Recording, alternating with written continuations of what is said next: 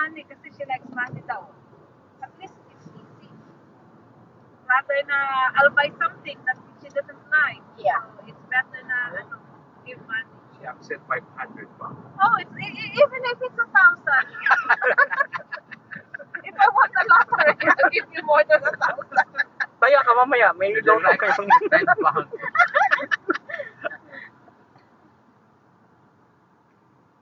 Ay, pag birthday naman, give 10 pounds. Oh.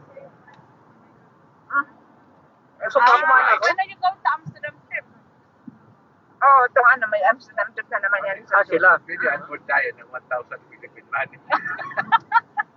Oh, yeah. 1,000. So, iba naman ang pupuntahan nila. You want 2,000? Ah, iba-iba sa pinunta nyo. Pesos. Kasi school trip yan. Oo. 3/4 of a mile, Dapat sila turn sa mga left. cheese factory, mga ganun siguro. Kaya nga. Sa Akayama Museum. Ay, yung in-order When are you going to Amsterdam? By June. Ay, September pala, September next, Itong September.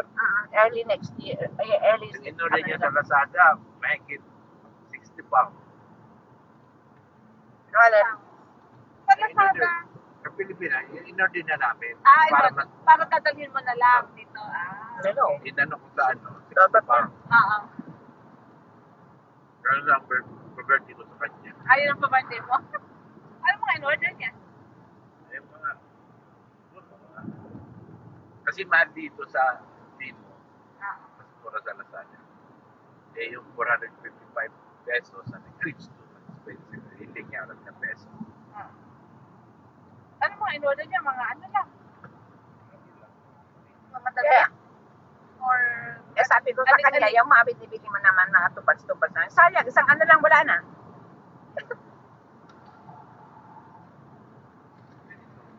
Turn left. Then take the first right onto Marsh Road. Yeah. Yeah. Peso. Okay na. Salam. Turn right onto Marsh Road. Born, no? Uncle, nasa iyo yung takip dito? Doon pa, dito pa lang. Dito pa lang Brighton. Dito pa dito. Sa may palda mo.